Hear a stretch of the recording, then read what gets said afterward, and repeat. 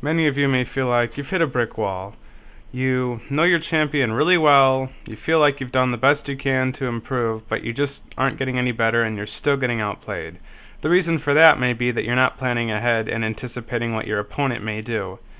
Many people may say that you only need to learn one or two champions. While it's true that counterpicking in League of Legends isn't as important as other MOBAs, you still need to know what other champions can do against you. If you haven't played them before, you're likely not that familiar with everything that they do. Because if you learn them and you get outplayed as them, you figure out what their weaknesses are and how to exploit them. So by learning as many champions as possible, you know how to play against them. Even if you don't play them in rank, just figuring them out provides a huge advantage to yourself. League is a lot like chess. At a beginner's level, thought may be very simple. You might be thinking just for the specific turn if you can get any pieces, but you might not think that far ahead. At an expert level, you might plan ahead and think several turns ahead of what your opponent might do to react to. League is very similar. At a beginner's level, you might simply think, do I have enough damage to kill them? Am I more fed than them? Are the minions in my favor? At an expert level, you'll think of all sorts of variables and actually plan out the whole fight in your head before you actually go in. You'll think, what abilities will this person use in response to what I try to do? How will this fight go out before I even actually go in? You need to consider all possibilities in which they may outplay you with their abilities or summoners, and if you can counter them or not before committing to a fight. Now for some examples.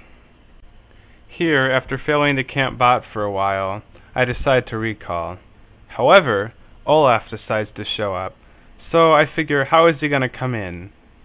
I figure he can definitely kill us, so I walk back into the brush until he decides to face check it, and I immediately kick him away so both Jinx and I can get away. At this point I'm thinking, what would I do if I was Olaf? I just kicked bot lane out of lane, the jungler's low, and I know that he doesn't have his blue buff because I saw him. So, if I was Olaf, I would certainly try to steal blue. So after I figured that out, I asked my Katarina to ward blue for me because I knew Olaf would try to get it. At this point, it's very clear based on the map that he's headed straight for blue buff.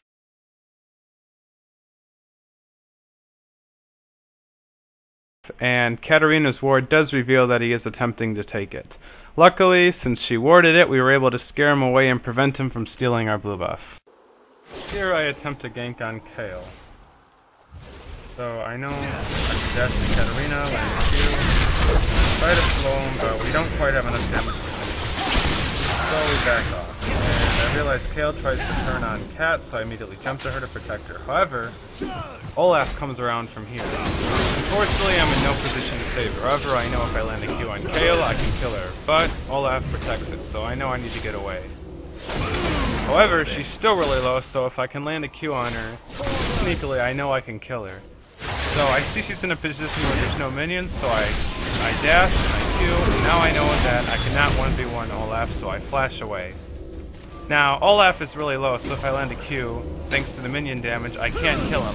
However, since I miss it, I respect that I cannot fight him, and I don't bother to attempt again, I simply lifesteal my minions. When that axe lands, I finally give up and realize there's no hope of killing him, so I back.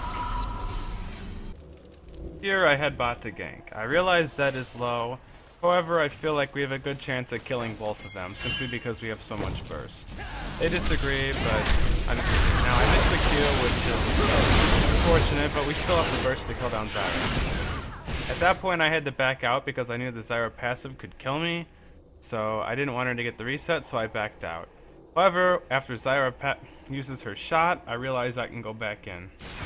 Because I have my cripple, which prevents her from doing too much damage. So I safeguard the SAO for the shield, which gives me enough damage. And I slow down her auto attacks and burst through them, which allows us to pick up both kills.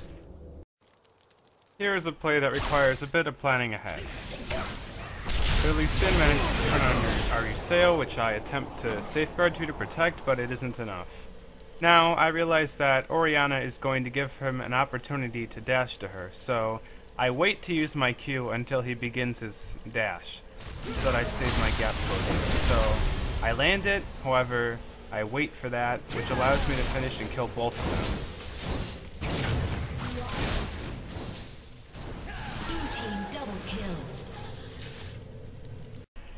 planning ahead and trying to read your opponent's mind really is the secret to getting better at League of Legends. Opening my mind and thinking for every champion on the map instead of just my own is what allowed me to climb to Platinum.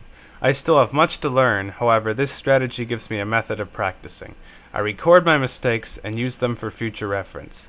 I think that by doing this, anyone can become good at League of Legends as long as they work hard enough. Thanks for watching, and I really hope this video helps. I plan to make more guides in the future, and good luck in solo queue.